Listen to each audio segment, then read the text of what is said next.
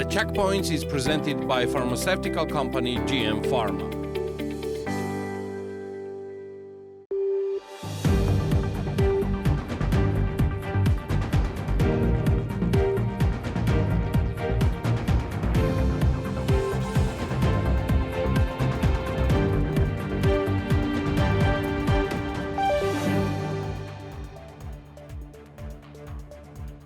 As we all know, it is a key moment for Georgia. Georgia is at a crossroads when it comes to EU integration.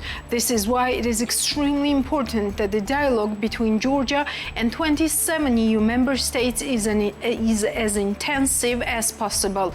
Reminded us yet again Paul Herchinsky, EU ambassador to Georgia. I'm happy that Germany and the EU did this together because this December, something historic and very important is coming up. The European Council is going to decide whether to award Georgia now the candidate status for the European Union. And we would like to say yes. And I can only invite all the Georgians, especially the government, but all the Georgians, to send us every possible signal that yes, you wanted to and that you are ready, and you are ready to accept the norms and standards of the European Union. The Parliament of Georgia will have to override the veto and finally adopt the amendments to the organic law on the National Bank of Georgia, the purpose of which is to ensure the smooth operation of the National Bank, reads the statement of the Political Council of Georgian Dream. As mentioned in the statement of the ruling party, the Parliament of Georgia will complete the procedure of overriding the veto in the next session week. German Chancellor Olaf Scholz always openly and loudly remarks in support of Georgia's European integration, said Georgian Prime Minister Irakli Garibashvili. The PM explained his visit to Germany had been planned at the invitation of the German Chancellor. According to Garibashvili, discussions focus on ongoing regional and international security issues, the war in Ukraine, European integration, and economic cooperation. Irakli Garibashvili, Prime Minister of Georgia, met with Roland Price, new World Bank Regional Director for the South Caucasus, on Wednesday, who is assuming her duties from September the 1st, 2023. Meeting was also attended by Sebastian Molyneux, current Regional Director of the World Bank for the South Caucasus, who is ending his 4-year tenure at the end of June 2023. Dignitaries reviewed the current trend of cooperation enjoyed by Georgia and the World Bank Group. The Prime Minister of Georgia highlighted the significant role played by the World Bank Georgia in the development of the country since it regained independence. Current portfolio of the World Bank consists of 15 active investments totaling $1.5 billion USD. This is The Checkpoints. I'm Elena Gvangelashvili, author and the host of the show, and the Checkpoints team is ready to sum up business and economics news and analysis for you. Russian malign influence still defines the post-Soviet region's most pressing political, economic and social challenges. While Russian hybrid strategies in the cyber war and information sphere have been much discussed and analyzed, there is often a lack of up-to-date empirical evidence documenting Russian influences in different Georgian business sectors, says the study Russian Capital and Russian Connections in Georgian Business, published by IDFI on its website. According to the study, the Kremlin has long been weaponizing corruption and money inflows in both its foreign and domestic politics. Corrupt practices are being deliberately exported as a tool to weaken and destabilize democratic institutions, most especially in post-Soviet countries. Counter-disinformation efforts are increasingly moving beyond the narrow media lens and are recognizing money and business as vectors of malign influence and as key tools of non-linear warfare. The study says it is important to identify these business connections and influences since they often transcend the boundaries of business and have spillover effects on the media, politics, civil society, and related domains. Hence, the business sector is generally related to socio-political actors and influences public perceptions and long-term attitudes. Closely investigating such links between political, civil, and media actors and business companies owned by Russian citizens is essential to understand not only the degree of dependence on Russian capital in Georgian business and in strategic fields that might raise security concerns, but also for a more comprehensive understanding of the country's information environment. Within the framework of the third stage of the study, titled Russian Capital and Russian Connections in Georgian Business, IDFI conducted an analysis of the construction sector, significant investments in tourism and hotel services and road transport. Additionally, medium and large companies were examined. In this context, IDFI went beyond the research methodology to explore the effects on the aforementioned sectors resulting from two waves of Russian citizens entering Georgia in 2022. These waves occurred during the onset of the war with Ukraine in March 2022 and the subsequent partial mobilization in October 2022. Hundreds of thousands of Russian citizens entered Georgia during this time, with some choosing to remain in the country. Consequently, these events had a significant impact on the sectors investigated in the third stage, which are elaborated upon in the study. Furthermore, the study includes updated information as of April 2023. Let me summarize key findings. According to the Real Estate Development Sector Survey, from January to November 2022, the share of Russian citizens in house and apartment purchase transactions in Tbilisi increased from 0.9% to 5%, and in Batumi from 5% to 17.5%. According to the data published by the National Agency of Public Registry in 2022, up to September the 9th, Russian citizens purchased 15,164 buildings and structures, including 13,262 apartments and 13,850 plots of land in Georgia. In 2022, the share of visits of Russian citizens and the income received from them in total is ahead of the indicators from 2019, when there were direct flights between Russia and Georgia until July 8, and no restrictions caused by the pandemic were in place. In January-February 2023, the export of goods to Russia increased by 38% and to Armenia by 197%. According to experts, the observation of trends in trade shows that a significant part of the increased exports in Central Asia and the Caucasus is going to Russia, and re-exports from Georgia to Russia are especially noteworthy in this context. 161,032 Russian citizens, individuals, and 55 legal entities had opened accounts in Georgian commercial banks as of December 31, 2022. As of December 2022, deposits placed by Russian citizens in commercial banks of Georgia amounted to 2.87 billion lari, which is 2.16 billion lari more than the pre-war January 2022 figure. The checkpoints talked to the Vice President of EBA, Irina Sak, on the growing dependency of Georgia on Russia's economy and what type of signal that is for the acting and potential European investors.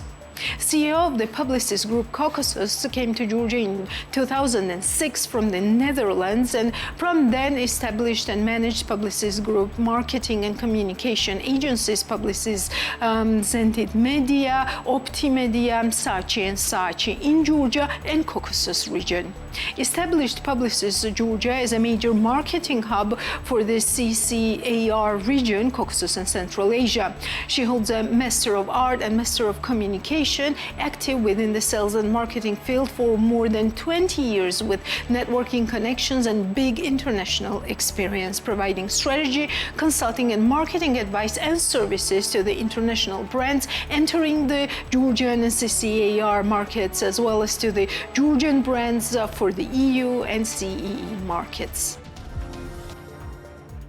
Georgia's growing dependency on Russia and its economy. This is our topic today that we have been discussing in this studio with several guests. Is EBA also worried about the tendency that you are seeing right now? Yeah, thank you for having me, and I agree it's very highly discussed topic. And as you already had an interview with President of EBA, and I can repeat the same, we represent European companies who is working in Georgia. And Georgian company who is trading or working with Europe. So we don't have any request, any worries from our members yet, because all our members, they don't have any ties with Russia and they don't really trade with Russia. However, all this informational bias, of course, it's affect investors. And you're from media, I'm from communication, so we all know how it works. When you're focusing on many aspects, which is create very negative wave. From our point of view, yeah, of course, it's we can see tourists, we can see all other, say, relationship like lifting the visa from Russian side. From communication point of view, and I agree with many people who say this, it's a new wave of provocation from Russia, and it's how the Georgia response it will be seen by Russia, its weaknesses or strengths. And what does Russia see at this point? Yeah, I think we all experience this provocation, not only Georgia. If you look to all our neighbors countries, Russia is meddling in the election of many countries in the same time, from Europe, Central Africa, and others. So I think it's quite obvious. So every period between the elections, you can see many provocation, many things which divide the society. And this is why for Georgia, and I think for Georgian society, it's very important just to unite and just instead of focusing on all these negative topics, think what we can do and how we can really focus on positive development. We're meeting with Parliament, we're meeting with many members, and I must say, Georgian economy and Georgian law are very open, very democratic, and it is one of the key issues why many companies is here, because doing business in Georgia, it's really more and more like doing business in Europe, and this is what we try to do.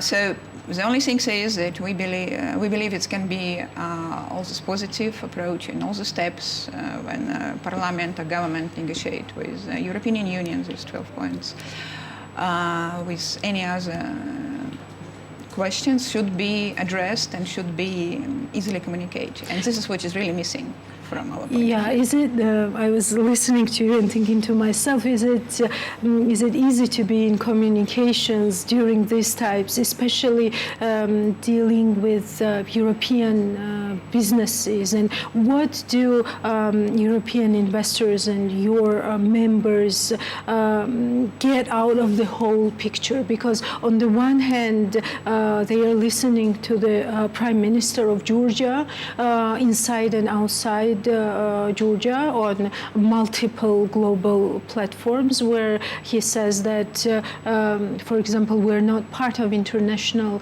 sanctions, and we will become part of the international sanctions when Georgia joins EU. And on the other hand, you see facts, right? Like, for example, Revenue Service trying to find and trying to fix and trying to kind of like comply with international sanctions. You see the financial sector that's trying to comply with international sanctions. What type of messages are these for the European investors? Well, for European investors, I think for any investors, the more important is to make sure that the country where they invest the money, it's safe for the investment. Not so many investors is really worried about political way, because it's a democracy, it's open democracy, and we are talking with you now. Government is talking, opposition is talking. It's really, I must say, as a Georgian, one of the democratic country in terms of communication. So we're not afraid that we might say something which is affect us. So this is normal, and this is the way how democracies work. However, for businesses, it's important to see positive sign and positive messages for for them, just to make sure that in the long run, when they invest, they feel safe and they can really work harder. Because if you look to the European members, like Bulgaria or Romania, it's many issues on the table, or Hungary. In Bulgaria, for example, they have like 5 elections in the last 3 years, so it's democracy. So of course we can see that it's not easy for country just to go in the ways they choose. But for investors who invest in Bulgarian economy, it's a healthy sign because the government and opposition, they communicate in the ways that it doesn't affect business and it doesn't affect investment. So the same in Georgia, so we can hear a lot of you see, bad news, negative news, and we know that good news travel fast, but bad news travel faster. So when European investors see this fragmented communications, they try to understand what is going on. From communication point of view, we don't see like one voice communication for businesses. What about the image of the country? Well, image is, this is why it's important that it really affects the image from outside, because when you see this popping us news, negative news, which is create kind of instability, it's raise concern. And it's not about political instabilities. We can see quite steady movement, and European ambassador was mentioned in one of your interviews that they're working very closely with the government and they have very good steps. And however, it's not communicated. It's not communicated within the country. So if the country and people more see some negative news, it's not communicated outside. So we see that it's very fragmented communication, which is not control, the narrative should be controlled. And if you think about investment, and especially after the war, like one of the example you can see, it's like Kazakhstan.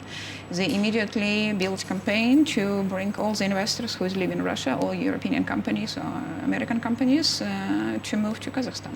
It was a very stable program. In terms of financial incentives and law, Kazakhstan may be not the best country. Georgia has much better situation and can offer more in terms of logistics as well. So basically, if you just do campaign and just try to explain investors that it's really safe, it's much more profitable, and you can build and you can invest, it can just remove these negative narratives about our north neighbors. I wish it was that easy. Thank you so much. Yeah, but anyway. Thank you so much. Now let's look at the weekly business activity. Natia Taktakishvili will sum up the weekly business news and outlook for you. Silk Road Group's real estate management holding SRG Real Estate published a financial report for 2022. According to the document, in 2022, the income of the group increased by 70% and reached 246 million lari. At the same time, the profitability of the company significantly improved and it increased from 2.4 million lari to 45.1 million lari. According to Silk Road Group, in 2023, the group's main focus will be to diversify its revenues by entering the residential sector. For this purpose, 2 projects are being implemented in Ajara, Silk Towers in Batumi and Botanicum Tuanekonski. The group employs about 1,800 people in total, while the staff costs amounted to 87 million lari in 2022. Silk Road Group includes the following hotels: Radisson Blu Iberia Hotel, Radisson Blu Hotel Batumi, Radisson Collection Hotel Tsinandali, Park Hotel Tsinandali, Casinos in Tbilisi and Batumi, as well as Complex Republic. IG Development, a real estate development company and holder of the City Mall chain, published a financial report for 2022. According to the company, its revenues increased by 19 million lari up to 80.2 million lari. The increase was mostly related to the funds received from rental income. The City Mall, Saburtalo and City Tower projects are the largest projects of the company. The holding also owns Gldani City Mall, and currently the largest investment project of ID Development Georgia is the residential and multifunctional complex of Citizen. The total cost of the project is 180 million lari. According to the financial report, the company's assets were 360 million lari by the end of 2022. Restaurant Mozaiko, located on the 4th floor of Hotel Ambassador Tbilisi, will receive its first guests in a renovated modern space late this year, offering a fusion of European and Georgian dishes. According to the project, Mozaiko will also have an open summer terrace. After the reopening of the restaurant, Mozaiko's sushi will return to the menu of the restaurant. Before that, it's possible to taste it in the AT Kitchen restaurant located on the first floor of Ambassador Tbilisi. In parallel with the restoration works of Mozaiko, 10 rooms located in the older part of the hotel also will be renovated and re-equipped. Restaurant Mozaiko was closed due to the fire in March of this year. Medical Aesthetics Center Lotus declares that the demand for its training center is increasing from the regions as well. Lela Lejava, the head of Lotus Laser Training Center, spoke about this while visiting TV program Women's Narrative. Lotus established an aesthetics training center where interested persons can get a new profession. The training center includes the following courses: laser hair removal, cosmetology, body correction, and others, both in the city and in the regions. The demand is growing, especially from Ajara and Imereti. We have online theoretical courses for them. Practices are carried out on the basis of partner companies, she says. In addition, Lela Lejava notes that despite the competition, there is a very high demand for the new staff. The Medical Aesthetics Center Lotus has been operating on the Georgian market for 13 years. Swiss cable car manufacturer Barsolet has entered Georgia. The company will study the possibility of introducing its innovative product in the country. The point is that a cable taxi can operate as a public transport in densely populated urban areas. Rope taxi differs from a regular cable car as its gondola moves only when a passenger is sitting in it. The passenger can choose the route itself. This function is available by the arrangement of an interconnected system of ropeways. Roland Bartholet, CEO of Bartholet, explained while visiting Forbes Week that their activities in Georgia will not mainly focus on the construction of cable cars in mountain and ski areas, but they will study the possibilities of cable taxi development in urban centers. Company Bartholet has developed 312 ropeway projects in 32 countries worldwide. Toys and decor manufacturing company Bamo is planning to export its products abroad. As the founder of Bamo, Tekla Jamakhashvili, said, the company was invited to a toy exhibition in Germany, but unfortunately they could not participate in it. In the future, we definitely want to take part in international exhibitions to accumulate knowledge and experience in order to export our products. Georgian products have a great potential and future on the international market, she says. In addition, speaking about the future plans, the founder of Bambo notes that she plans to open a facility in the tourist area in Tbilisi and hold master classes. Speaking about the price segment, Tekla Jamakhashvili explains that the prices are affordable for Georgian customers and they range from 25 lari to 100 lari. Bamo appeared on the Georgian market in 2020. The enterprise is located in Gdani and employs 3 people. Bamo products are sold at Food and Market, Petit Bazaar, Gardenia Shevardnadze, Siesta, and at the online platform of the brand. Company Chirina, which produces poultry products under the Biu brand in the local market, has finished its development project. The founder of the company, Revaz Vashakidze, noted that since 2012, a total of 265 million lari has been invested in the development of the production and poultry farming. The businessman also talked about the production capacities and noted that 3 such farms are needed to meet the current demand in the country. We produce over 20 million eggs and 80 million chickens annually. Roughly speaking, we produce 6 chickens per resident in a year. Today, demand in the country is partly met by the local production, but a major part accounts for the imports, said Vashakidze, adding that the company is contributing 20 million lari to the state budget per year. Bazisbank, one of the major supporters of business, continues to fund the development of local business. Blueberry orchards were planted on an area of 4 hectares in Zugdidi within the framework of preferential agrocredit project. The funds allocated to the business were used to purchase 14,000 blueberry seedlings to arrange a well and irrigation system. A total cost of the project was 300,000 lari. The harvest will be sold in the domestic market as well as abroad. In partnership with Basisbank, we have successfully planted blueberry gardens on an area of 4 hectares. We expect to harvest the crops next year and plan to export them. In partnership with Basisbank, we plan to expand the project to include cold storage. I am convinced that with our cooperation, we will implement many more successful projects to strengthen agriculture in the region, said Gocha Mesri, director of Blueberry Ltd. Now let us look at a broader picture. Geostat published activities of the enterprises of the first quarter of 2023. Compared to the same quarter of the previous year, the volume of business sector turnover increased by 14.4% and amounted to 44.1 billion lari. The production value of the business sector is characterized by the increasing tendency. In the fourth quarter of 2022, its volume equaled 15.9 billion lari, which is year-on-year 13% more. In the first quarter of 2023, 69.3% of total turnover comes on large and 14% on medium businesses, while 16.7% is distributed to small businesses. A small difference is in the case of total production value. 49.2% comes on large, 23% on medium, and 27.8% on small businesses. 44% of the total number of persons employed comes on large, 20.7% on medium, and 35.3% on small businesses. Average monthly remuneration of employed persons by size of enterprise is as follows: large business, medium business, and small business. The trade sector has the highest share in the total turnover in the business sector, followed by arts, entertainment and recreation, manufacturing, construction, transportation and storage, electricity, gas, steam and air conditioning supply, and other sectors with 9.5% share. Manufacturing, trade, construction and transportation and storage are the top 4 places in business sector production value. Rest of sectors have a 35.8% share.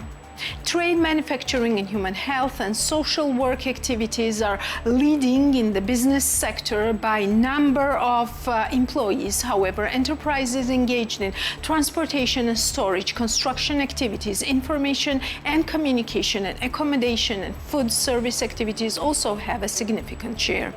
By regions, Tbilisi and following regions are leading in gross turnover: Adjara, Kvemo Kartli, Imereti, and Samegrelo Zemosvaneti. By regions, Tbilisi and following regions are still leading in gross production in value: Adjara, Kvemo Kartli, Imereti, and Samegrelo Zemosvaneti.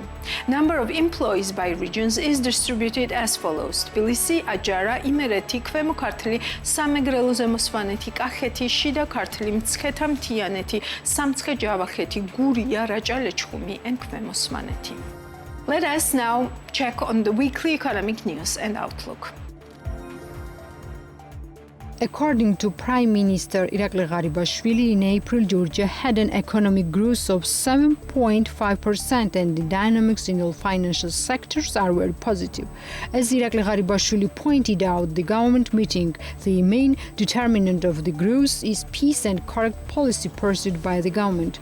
Growth is observed in construction sectors, insurance, finance, transport, information and communication sectors. In general, dynamics are very positive and need to be maintained. As you know, the main determinant of all this is peaceful period that we have in our country and also the right policy implemented by our government, said Irakli Garibashvili. According to the Prime Minister, the business sector is particularly active. As he noted, the turnover of business sector increased by 50% in the first quarter of the year, which amounted to 44 billion lari. The Ministry of Finance of Georgia published a financial document. As of April 2023, the external debt of Georgia amounted to $8.55 billion USD. Year over year, the state foreign debt increased by $730 million USD, while the debt in the national currency decreased by $2.6 billion USD, amounting to 21.2 35 billion lari due to the strengthening of the national currency against USD and Euro. The Asia Development Bank's credit ranks first in Georgia's foreign debt, which the country took to develop the largest infrastructure projects. The World Bank Group is in the second place. The WB credits are mainly used for infrastructure projects as well. The European Investment Bank is in the third place. Georgian Prime Minister Irakli Garibashvili has announced plans to build a new airport near the Vaziani aerodrome. Speaking at a government session, Garibashvili described the decision as ambitious yet necessary. PM says the existing airport's development and expansion potential is limited, therefore a new airport has become a priority. Over the past few years, Georgia has experienced an annual increase of approximately 30% in passenger traffic, with direct flights connecting Georgia airports to 58 cities worldwide and regular air traffic to 31 countries, the PM stated. Garibashvili emphasized that comprehensive study will be conducted involving top aviation consulting firms from around the world. Georgia has steadfastly continued to support Ukraine in political, diplomatic and humanitarian directions since the beginning of Russia's full-scale military aggression in Ukraine, reads the annual report of Government of Georgia. The document mentions Georgia expressing its solidarity with Ukraine through co-authoring resolutions, co-sponsoring or joining statements on international platforms. Georgian funding totaled roughly 38 million lari in 2022. 5 recreation rehabilitation programs from Ukrainian youngers affected by the conflict have been launched in Georgia. Georgia has joined all joint statements issued within the scope of the Crimean platform as well as the budget declaration, the report notes. Georgian President Salome Zurabishvili condemned the explosion of Kakhovka hydroelectric power plant in Ukraine, saying the act is another civil war crime committed by Russia. I strongly condemn another civil war crime committed by the Russia, horrible attack on civilian infrastructure. Nova Kakhovka Dam once again shows Russia's brutal tactics. These war crimes must be answered by justice, she tweeted. Early morning on June 6, the Russian occupation forces blew up the Kakhovka hydroelectric power plant. The facility has been entirely wrecked since the turbine hull was blown up from within and cannot be restored. As we all know, it's a key moment for Georgia. Georgia is at a crossroad when it comes to EU integration. This is why it's extremely important that the dialogue between Georgia and 27 EU member states is as intensive as possible, said Pavel Kherchinsky, EU ambassador to Georgia. According to EU ambassador, Georgian Prime Minister Irakli Garibashvili's visit to Berlin, Germany is very significant. Clearly, we welcome and support the outreach of Georgian authorities with capitals of 27 member states and all visits of high officials from EU member states to Georgia. It is very important that this dialogue is as intensive as possible in order to make sure that 27 member states take the correct decision at the end of the year when it comes to further steps on Georgia's path towards EU membership, he said. Tbilisi Mayor Kakakaladze talked about the ongoing and planned infrastructure projects in the capital city of Tbilisi at the municipal government meeting on Wednesday. I want to inform the residents of the capital city that all projects are done fundamentally, which can stand decades. Of course, work of this scale is accompanied by discomfort, but otherwise it's unimaginable. Unfortunately, we have many problematic streets and avenues, including Rustaveli Avenue. Underground communications are damaged. The ground collapsed in specific places. Of course, we will fully rehabilitate Rustaveli Avenue as well, said the Tbilisi city mayor. According to his statement, the Infrastructure Development Service of Tbilisi City Hall has started rehabilitation works of the existing bridge in Aghmashenebeli Ole, near the hypermarket Goodwill. There are clear signs that the president of Georgia is purposefully obstructing the regular activities of the National Bank of Georgia with her actions, read a statement of the Political Council of Georgian Dream. As mentioned in the statement, consultations between the ruling team and the president have already taken place, after which the president of Georgia confirmed her readiness to present the candidacy of Lasha Khutsishvili as one of the members of the board of the National Bank. During the consultations, specific dates were announced: February, March 8, etc. However, she violated all the agreed deadlines and she has not presented a candidate for membership of the board of the National Bank of the Parliament until now. Several days ago, on behalf of the Political Council of Georgian Dream, a statement was published about our attitude towards the President of Georgia. In particular, we stated that we, as the ruling party, had a special responsibility to protect the highest constitutional institutions, which is why we refrained and would refrain in the future from evaluating the problematic statements and actions of Ms. Salome Zurabishvili.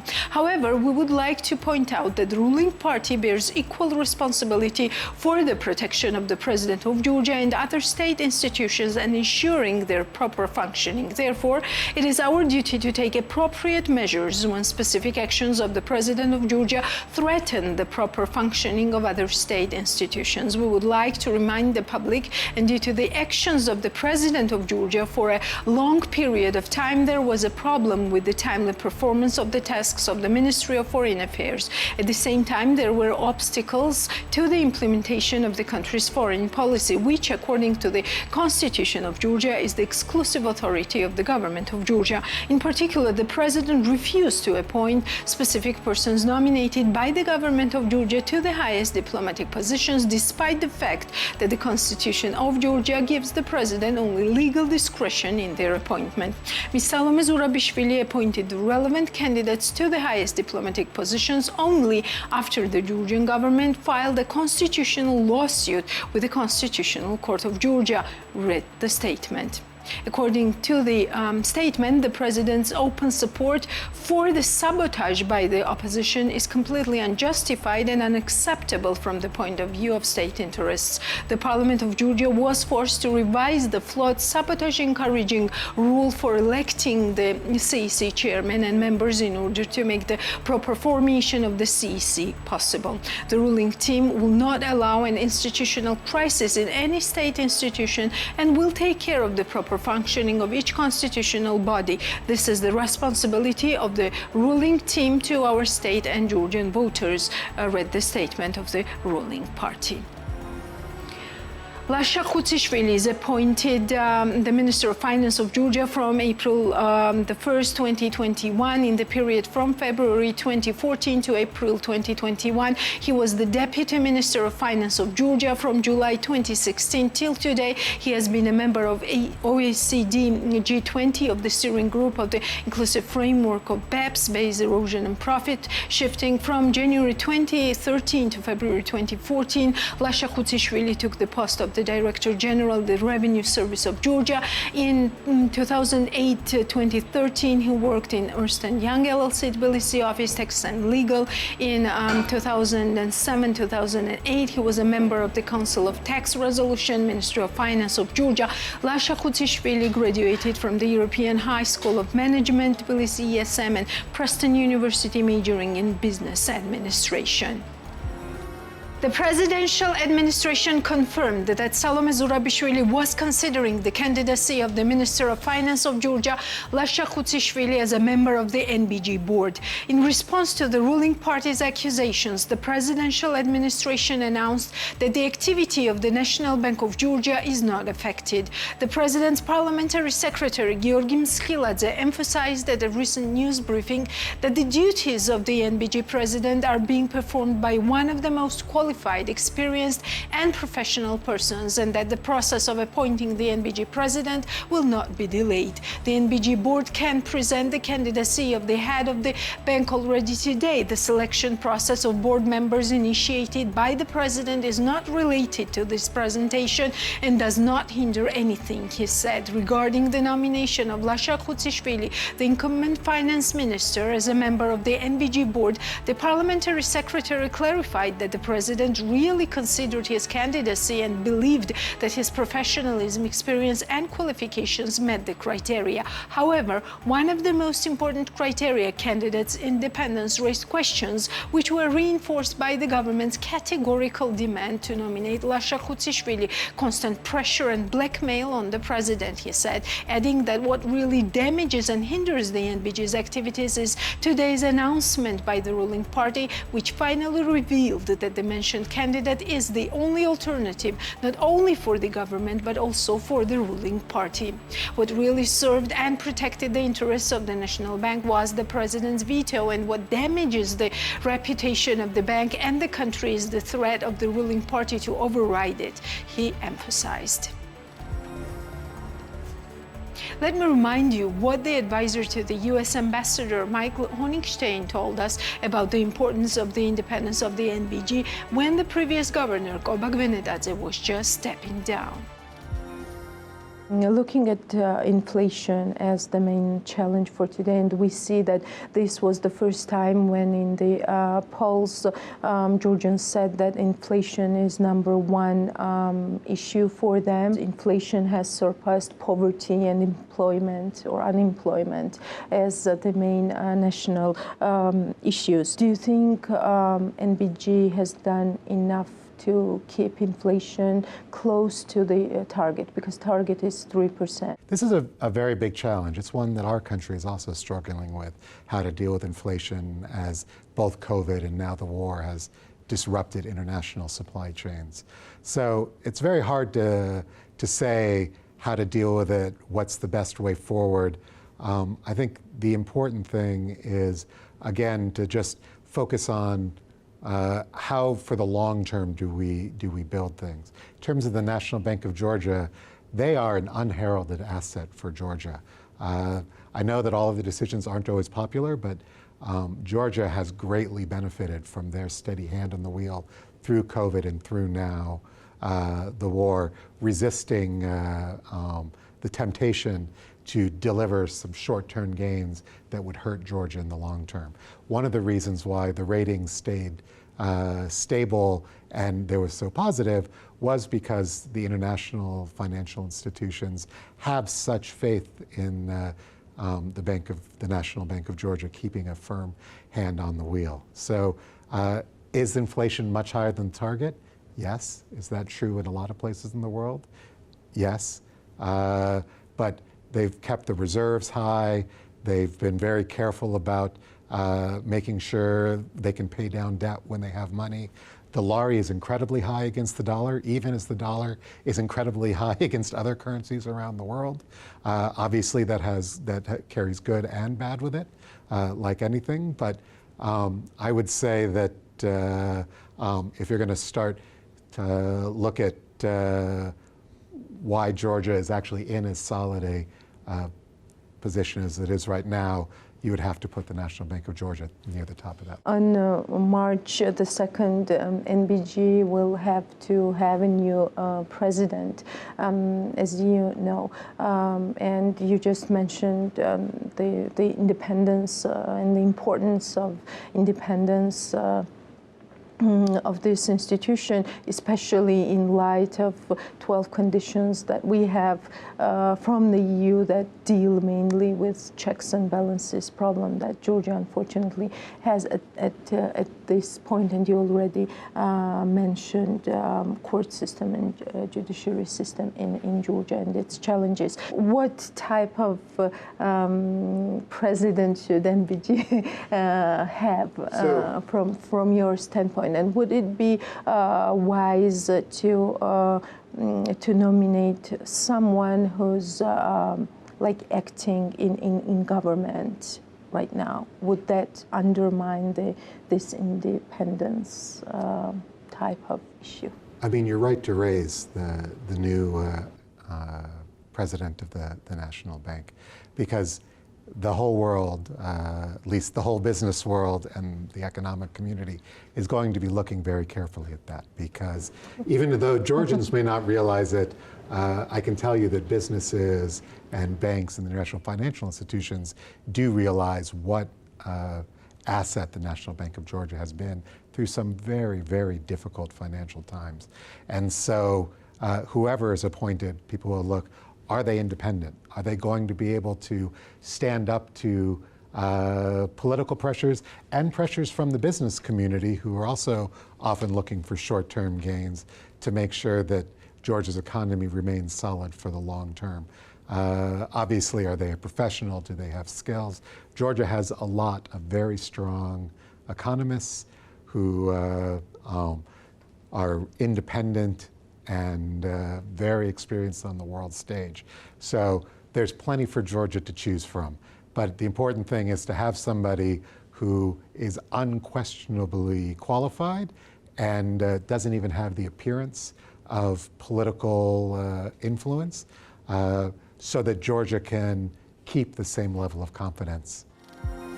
NBG election developments will be a big topic for the Checkpoints to cover in coming editions, so stay tuned and follow us on BM.G. See you next Sunday.